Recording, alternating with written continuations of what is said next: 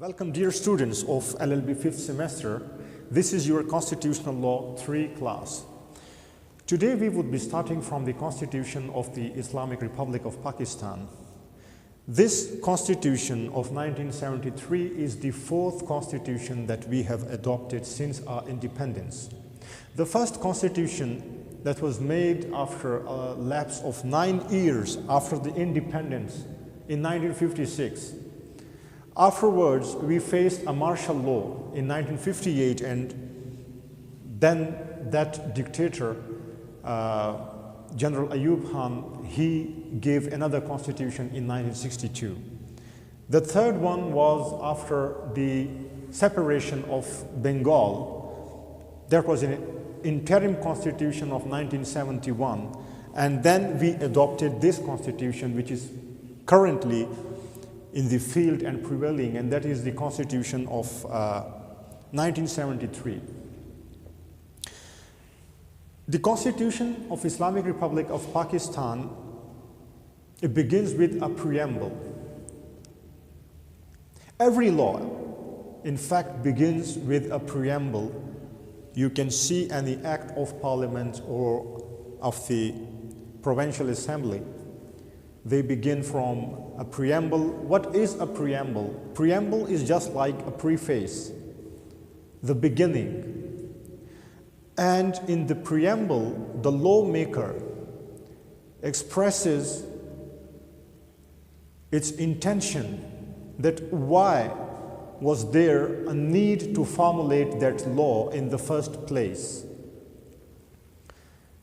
It also describes the goals, the objectives for which the law was formulated.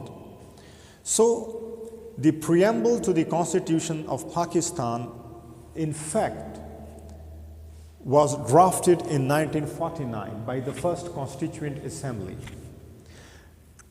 And it was then called as the Objectives Resolution, Qaraardad Maqasid जिसे कहते हैं.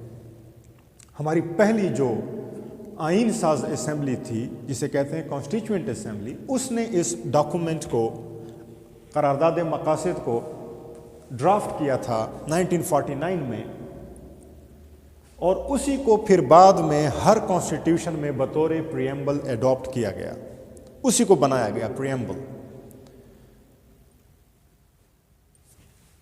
Objective resolution, the first constituent assembly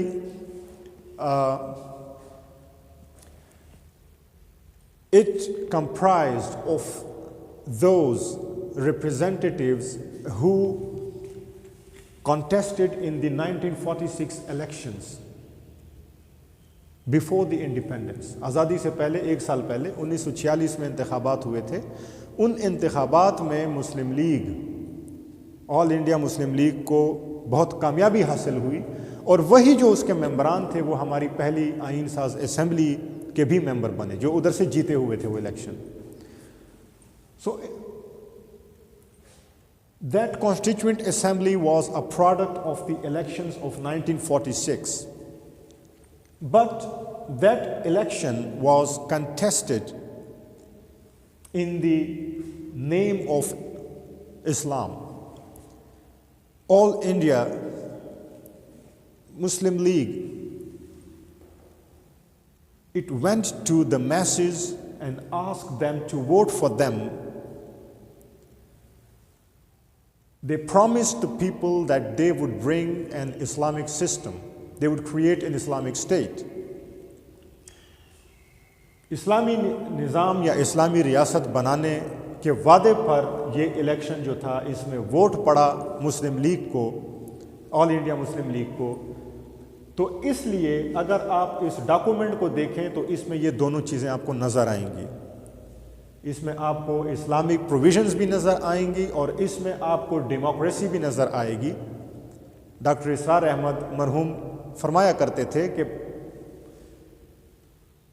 इस्लाम और democracy जो है ये पाकिस्तान के लिए माँ और बाप की तरह है, और कोई भी कॉन्स्टिट्यूशन अगर बनेगा कभी तो उसमें ये दोनों चीज़ें लाजमन शामिल होंगी. ये मुमकिन नहीं है कि उसमें डेमोक्रेसी ना हो, डेमोक्रेटिक ना हो कॉन्स्टिट्यूशन, और उसमें इस्लामिक प्रोविजंस ना हो, इस्लामिक इंजंक्शंस का जिक्र ना हो, कुरान और सुन्नत का जिक्र ना हो, ये भी मुमकिन नहीं है। क्यों मुमकिन नहीं है? क्योंकि उसकी बुनियाद में ये दोनों चीज़ें पड़ी हुई हैं।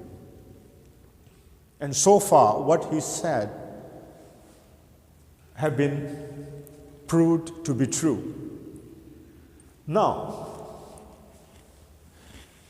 the objective resolution which was drafted by the First Constituent Assembly, it provides for the objectives, the goals which were in front of the forefathers, that what kind of state they want to make, what kind of government they want to run, what kind of system they want in their newly born state. उन अहदाफ का, उन अगराज का, उन मकासद का इसमें उन्होंने जिक्र किया है जो कि पहली कानून आइन साज असेंबली के सामने मौजूद थे कि हम इस तरह अपना निज़ाम आगे बनाएंगे, जो हम अपना आइन देंगे वो इन चीज़ों के ऊपर मुश्तमिल होगा। From now onwards, I want every one of you to have the text of the constitution. उसकी किताब आपके साथ हो, आप उसमें preamble को खोल लें ताकि आप मेरे साथ रहें, and then we would be talking about the contents of the preamble कि इस preamble में है क्या। So preamble starts with the first paragraph which says that the sovereignty over the entire universe belongs to Almighty Allah, Almighty God. पूरी कायनात के ऊपर जो हकमियत है वो सिर्फ अल्लाह ताला को, खुदा को हासिल है। And the authority to be exercised by chosen representatives as a sacred trust. और इख्तियार जो है वो चोज़न रिप्रेजेंटेटिव्स यानी जिनको मुंतखब किया गया हो, मुंतखब नुमाइंदों के ज़रिए अथॉरिटी को जो है, इख्तियार को इस मुल्क में इस्तेमाल किया जाएगा। यहाँ पे आप दोबारा देख लें वही जो शुरू में मैंने बात की, इस्लाम and democracy, you can see that this has a religious touch, that the sovereignty belongs to Almighty God, and the second one says that authority to be exercised by chosen representatives, which means that any kind of tyranny, any kind of dictatorship has been totally rejected by the forefathers. किसी और को authority exercise करने का इख्तियार नहीं है। ठीक है जी। उसके बाद the state shall exercise its powers and authority through the chosen representatives of its people. And whereas the principles of democracy, freedom, equality, tolerance, and social justice as enunciated by Islam shall be fully observed. 5 उसूलों का जिक्र किया है कि इस रियासत में इन 5 उसूलों को सामने रखा जाएगा और उन पर अमल किया जाएगा। और वो कौन से हैं? Democracy, freedom, equality, tolerance and social justice, जैसा कि इस्लाम में उनका तस्वर है। यानी जो रियासती निज़ाम उठाया जाएगा, जो आगे कॉन्स्टिट्यूशन बनाया जाएगा, जो निज़ाम बनाया जाएगा, ये निज़ाम इन 5 उसूलों के ऊपर मबनी होगा। आज़ादी, बर्दाश्त, जमहूरियत, मसावात और समाजी अदल। So these 5 principles. And then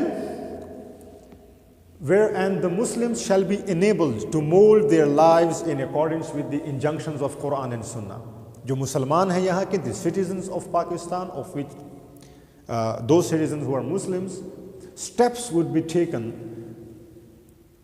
in order to facilitate them to order their lives in accordance with Quran and Sunnah, ताकि वो कुरान और सुन्नत के मुताबिक अमल दरामद कर सकें। और वो स्टेप्स आपको आगे इसमें नज़र आएंगे, मसलन इस्लाम को स्टेट रिलीजन डिक्लेयर करना, कोई भी कानून जो कुरान और सुन्नत से मुतसादिम हो उसको नल एंड वाइड डिक्लेयर करना, ऐसे इदारों का क़याम बनाना, मसलन काउंसिल ऑफ इस्लामिक आइडियोलॉजी है या फेडरल शरीयत कोर्ट है, या मसलन जो मेंबर्स हैं, चोजन रिप्रेजेंटेटिव्स हैं हमारी लेजिस्लेचर के, उनके लिए ऐसी शराइत रखना कुरान और सुन्नत और गुनाह कबीरा से बचना वगैरह वगैरह. So you can see that these principles they have been incorporated in the constitution. आपको उसमें वो नज़र आएगा. So Islamic injunctions. Then the preamble declares the Pakistan as a federal state. ये एक फेडरल रियासत होगी, एक वफाकी रियासत होगी. फेडरल स्टेट क्या होती है? Federal state is a kind of state in which the constitution distributes powers in two sets of government, जिसमें दो हुकूमतें हों. एक यूनिटरी स्टेट होता है, यूनिटरी स्टेट में एक हुकूमत होती है, सिर्फ एक गवर्नमेंट होती है. There is no other set of government. Administrative उनके कंट्रोल के लिए वो इलाके बना सकते हैं, but there is no other government that is recognised by the constitution. Whereas in a federal state, it is the constitution that establishes two sets of government. One is the central government and the other is of the federating units. And the powers are distributed by the constitution. ये उसमें अहम चीज़ है कि powers जो हैं, मसलन United kingdom जो है, it is a unitary state.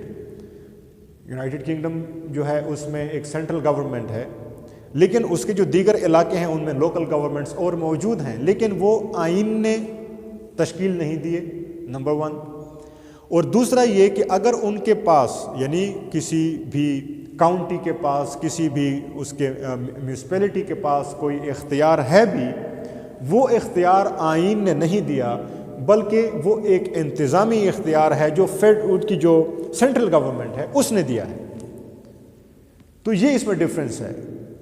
Federal state में न सिर्फ ये कि आइन दो सेट्स, हुकूमतों के दो जो है सेट्स बनाता है, तश्कील देता है, बल्कि उनके दरमियान इख्तियारात की तकसीम कॉन्स्टिट्यूशन ने की होती है. जो सूबे का इख्तियार है उसमें सेंट्रल गवर्नमेंट इंटरफेरेंस नहीं कर सकती, जो सेंट्रल गवर्नमेंट के इख्तियार है उसमें सूबे जो है वो इंटरफेयर नहीं कर सकते. आइनी तौर पर हमारे कॉन्स्टिट्यूशन में भी उसके एंड में अगर आप देख लें, there is a list of federal legislative list जो फराहम करता है. फेडरल लेजिस्लेटिव लिस्ट में उन मैटर्स का जिक्र है जिसके बारे में सिर्फ हमारी फेडरल लेजिस्लेचर कानून साजी कर सकती है, प्रोविंसेस नहीं कर सकते. और जिस भी इशू का उस लिस्ट में जिक्र नहीं है, जिस मैटर का उसमें जिक्र नहीं है, वो सारे के सारे प्रोविंसेस के पास है, उसमें फेडरल गवर्नमेंट नहीं कर सकती. So I hope that a federal state is clear. So it declares that Pakistan would be a federal state. वो एक फेडरल रियासत होगी, यानी उसमें दो जो हैं सेट्स ऑफ गवर्नमेंट होंगे, and among them the power would be distributed by the constitution itself. Then the preamble further says of the integrity of the federation. It says that the territories of Pakistan, all the units of the federation are integral part of the state. यहाँ पे इसको थोड़ा सा differentiate किया गया है from the concept of a confederation. Confederation में भी हुकूमतें दो सेट्स हो सकते हैं, उसमें एक सेंट्रल होता है उसमें, और लेकिन फ़र्क क्या होता है, कॉन्फेडरेशन में हर एक जो यूनिट होता है, जो उसका हिस्सा होता है, वो अपने आप के तौर पर सॉवरन भी होता है, और वो किसी भी वक्त like it just can walk away, निकल सकता है उसमें से. लेकिन फेडरेशन में नहीं हो सकता. फेडरेशन में जो उसके फेडरेटिंग यूनिट्स हैं, like provinces, they are not sovereign, they are not like sovereign states, they can not walk out of this setup, उससे बाहर नहीं जा सकते. जबकि कॉन्फेडरेशन में, say for example we have European Union.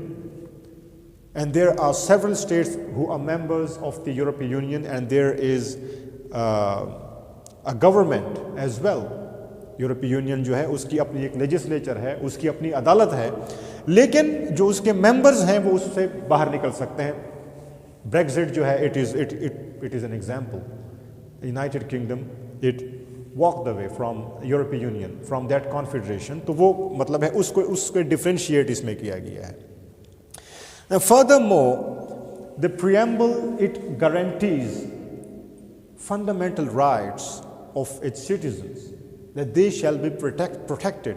And we see that there is a chapter on the fundamental rights as well. Constitution में मौजूद है, इसको incorporate किया गया है, तो ये भी इसमें जिक्र है. And then the interests of the minorities, they are protected. उनको भी प्रोटेक्शन दी गई है. And that protection is also reflected in the constitution in different forms. उधर मौजूद है उसकी प्रोटेक्शन जो है फंडामेंटल राइट्स में माइनॉरिटीज़ के लिए मौजूद है, और उसके ऊपर फिर बाद में कवानीन भी बने हैं. Then the preamble ensures, it says that there shall be independence of judiciary. अदलिया की आज़ादी. अदलिया की आज़ादी से क्या मतलब होता है? प्राइमरली उसमें जो सबसे एक अहम चीज़ है, that means to separate the judiciary from other organs, specially from executive. Executive से उसको अलहदा करना, उसका अपना इख्तियार, अपना डोमेन होना. और उससे भी एक अहम चीज़ क्या है इंडिपेंडेंस में? Financial independence of an institution, if it is whether it is financially independent और नॉट. उसी तरह जो उसमें इंडक्शन होती है, जुडिशरी में जो लोग जाते हैं वो कैसे जाते हैं? उनको जुडिशरी में से अगर बर्खास्त किया जाना है तो कैसे बर्खास्त होते हैं? ये सारी चीज़ें उसके ऊपर जो है सरअंदाज होती हैं.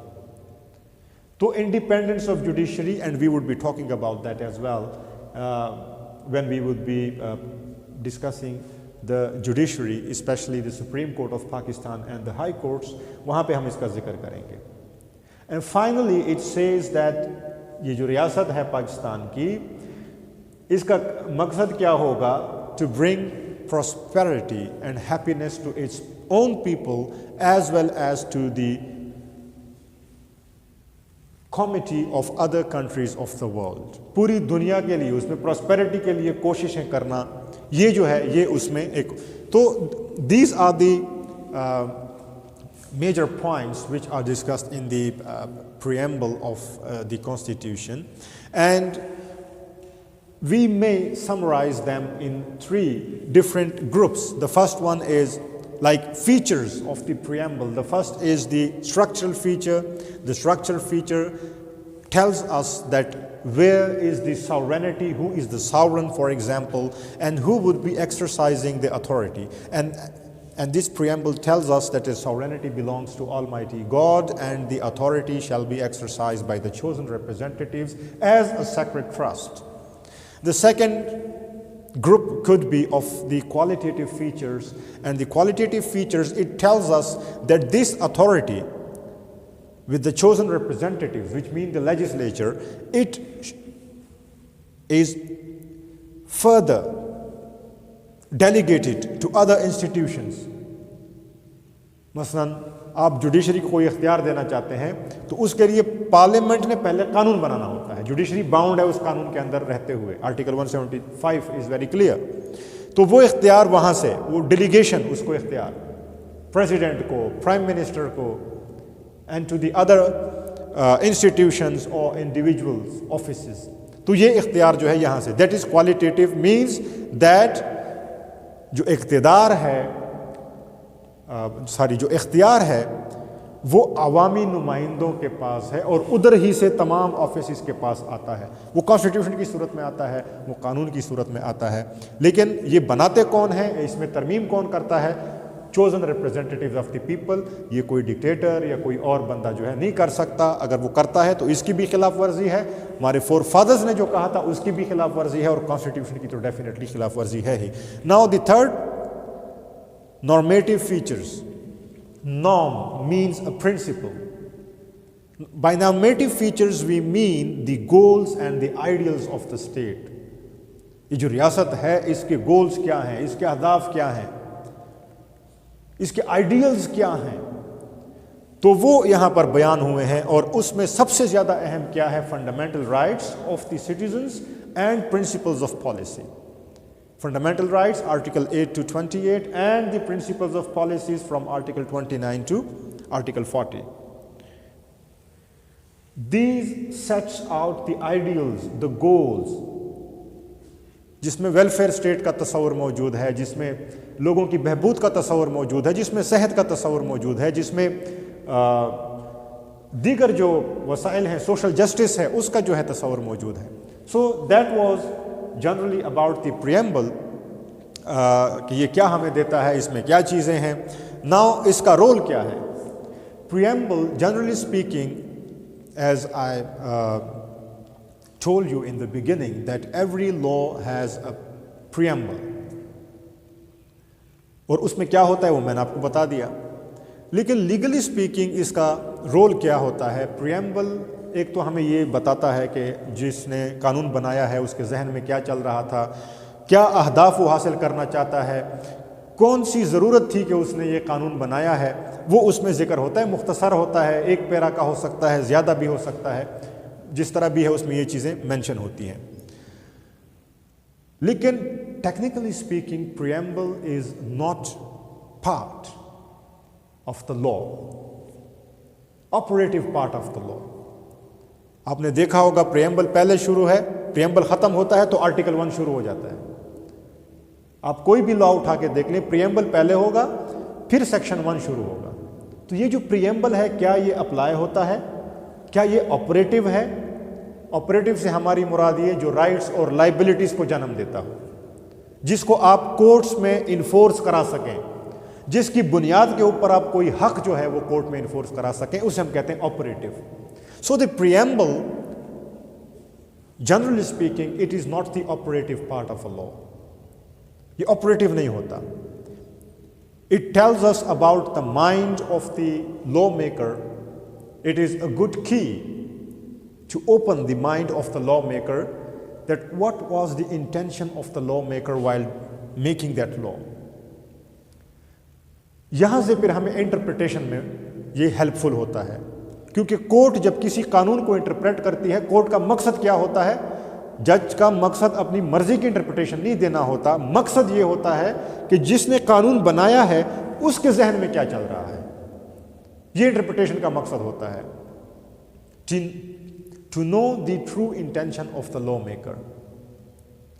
तो वहां पे ये हेल्पफुल होता है, क्योंकि प्रीएम्बल जो है ये हमें एक अच्छी गाइडेंस फराहम करता है लॉ मेकर के बारे में। तो इंटरप्रिटेशन में अगर किसी सेक्शन में if a word is not clear, like if it is doubtful और इफ इट इज वेग, तो डाउट की सूरत में इंटरप्रिटेशन की ज़रूरत होती है, वेगनेस की सूरत में कंस्ट्रक्शन की ज़रूरत होती है। दोनों सूरतों में कोर्ट जो है वो कोशिश करती है कि इंटेंशन ऑफ लॉ मेकर क्या था। So the preamble is helpful in the interpretation of that act or law. When a word is not clear in its proper section, then there are rules of interpretation which guides the judge to go step by those rules. So there comes the role of the preamble, that finally the court may refer to the preamble of a law from which we may look into the mind of the lawmaker and know its true intention to draft that section, or that what does the lawmaker exactly mean by that word. So that is generally speaking the role of the preamble. But in the Constitution of Pakistan in 1985, after the role of General Zia, he conducted elections which were non-partisan elections, मतलब गैर जुमाती इंतखाबात उसने किए और parliament को उसने बहाल कर दिया। और फिर 8वीं तरमीम हुई, 8th amendment was passed by that parliament in 1985, and through that amendment in the Constitution, a new article was inserted in the Constitution, Article 2A. Article 2A जो है ये आइन में नया आर्टिकल 8वीं तरमीम के ज़रिए जो है ये इंसर्ट किया गया, जिसमें कि डिक्लेयर कर दिया गया that the preamble shall be an operative part of the constitution. इसको ऑपरेटिव पार्ट बना दिया गया। तो हम जो बात कर रहे थे कि जनरली जो है जो जुरिस्प्रूडेंस है पूरी दुनिया की कॉन्स्टिट्यूशनल या जो दीगर कवानीन है उसमें प्रीएम्बल जो है ये ऑपरेटिव पार्ट नहीं होता, लेकिन हमारे यहाँ 1985 में आर्टिकल 2A के ज़रिए ऑपरेटिव बन गया। तो इसकी जो कानूनी पोजीशन थी, जो लीगल स्टेटस था, that was all together changed. कैसे चेंज हुआ कि अब इसमें जो प्रीएम्बल के जो कंटेंट्स हैं, those shall be taken as legal provisions, operative legal provisions, and they became enforceable at the courts of law. उनको आप इन्फोर्स करा सकते थे, उनकी बुनियाद के ऊपर आप कोई चीज़ क्लेम कर सकते थे, उनकी बुनियाद के ऊपर चूंकि आइन का ये हिस्सा है आप किसी भी कानून को चैलेंज कर सकते थे कि ये आर्टिकल 2A से मुतसादिम है। और उस वजह से we had a series of litigation in different courts. Supreme court में जो है मुख्तलिफ केसेस हुए और आज तक जो भी बहुत सारे मतलब है आइनी तरामीम हैं जो कि सुप्रीम कोर्ट में चैलेंज हुई थी, तो दीगर वजूहात भी थी। एक वजह उसमें यह भी थी कि ये आर्टिकल 2A से मुतसादिम है। तो इससे एक सवाल ये पैदा हुआ कि अगर कोई आम कानून है, as far as an ordinary law is concerned, उसमें मसला नहीं है। एक आम कानून है, किसी आइनी प्रोविजन के साथ मुतसादिम है, तो बात क्लियर है कि आम कानून जो है वो आइन से मुतसादिम नहीं हो सकता। वो अदालतें उस वक्त कल अदम जो है वो ठहरा सकती हैं, नल एंड वाइड डिक्लेयर कर सकती हैं। मसलन वो फंडामेंटल राइट से मुतसादिम है, आर्टिकल 8 मौजूद है, दीगर किसी आर्टिकल से है, इस्लामी प्रोविजन से मुतसादिम है, उसमें भी मौजूद है प्रोविजन। लेकिन क्या अगर वो प्रीएम्बल से मुतसादिम है, तो अब यहाँ पे जब वो ऑपरेटिव पार्ट बन गया तो इसका जवाब आसान था, एक आम कानून है, मुतसादिम है।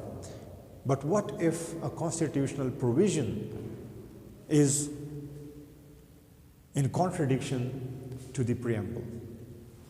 प्रियम्बल में जो बातें की गई हैं, जो उधर चीज़ें हैं, अगर कोई आइनी दफ़ा जो है, कोई प्रोविज़न ऐसी है of the constitution that it is in conflict with the preamble which is now an operative part via 8th Amendment in 1985,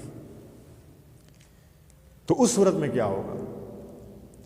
यहां से दो सवाल पैदा होते थे कि अगर तो आईनी कोई प्रोविजन जो कि प्रीएम्बल से मुतसादिम है, say for example like you can say और you can just challenge it that सदर का जो ओहदा है ये कुरान और सुन्नत में जो या जो मुसलमानों की तर्ज हुक्मरानी उसके मुताबिक नहीं है। मैं वैसे एक मिसाल दे रहा हूँ, ये कोई ऐसी मतलब है कोई अगर ये सवाल करता भी है तो गालिबन वो जो इस्लामी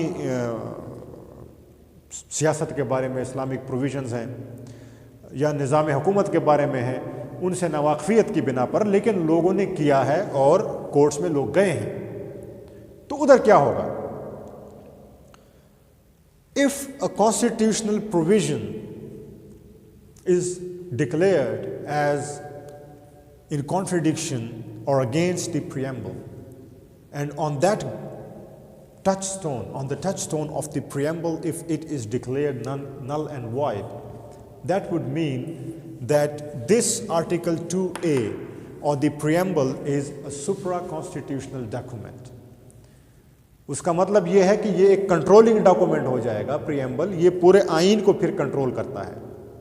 अगर हम ये पोजीशन लें, ये स्टैंस लें कि प्रीएम्बल जो है कोई भी प्रोविजन ऑफ द कॉन्स्टिट्यूशन अगर मुतसादिम होगा प्रीएम्बल से तो वो नल एंड वाइड होगा, उसका मतलब क्या हुआ कि जो बाकी आइन है वो सुप्रीम नहीं रहा, जो प्रीएम्बल है वो असल में सुप्रीम है, एंड इट हैज़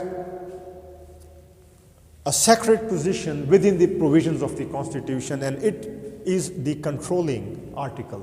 ये controlling article बन जाएगा आर्टिकल 2A। हमारी सुप्रीम कोर्ट ने इस इंटरप्रिटेशन को एक्सेप्ट नहीं किया एंड फाइनली 1992 में जो है सुप्रीम कोर्ट की जजमेंट आई जिसमें सुप्रीम कोर्ट ने कहा that all the provisions of the constitutions are to be treated on equal फूटिंग्स।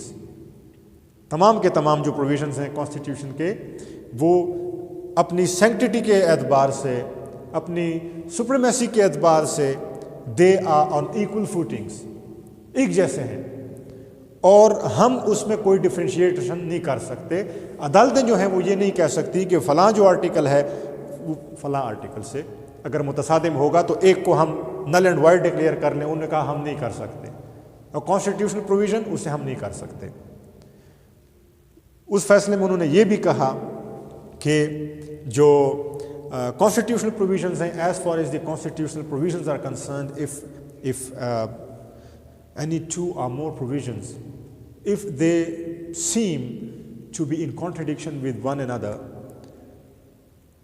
the courts should give a harmonious interpretation. दोनों में हमाहंगी पैदा करने की कोशिश की जाए और इस तरह की इंटरप्रिटेशन की जाए कि जो उनके दरमियान तसादुम है वो ख़त्म हो जाए और दोनों को हमाहंग कर दिया जाए। तो इसके बाद जो है फिर ये मसला फाइनली हल हो गया, सुप्रीम कोर्ट का फैसला आ गया और इस फैसले को अब तक जो है सुप्रीम कोर्ट ने अब हेल्ड रखा है कि किसी भी अक्सर जब जो भी अमेंडमेंट हुई है तकरीबन तमाम अमेंडमेंट्स को सुप्रीम कोर्ट में चैलेंज किया गया है। आज तक हमारी सुप्रीम कोर्ट ने कभी किसी आईनी तरमीम को जो है नल एंड वाइड डिक्लेयर नहीं किया इस ग्राउंड के ऊपर, दीगर ग्राउंड्स पे भी, लेकिन इस ग्राउंड के ऊपर भी नहीं किया कि वो आर्टिकल 2A से मुतसादिम है। तो ये फैसला जो है अब तक सुप्रीम कोर्ट का बरकरार है। So this was a general review of the preamble of the constitution.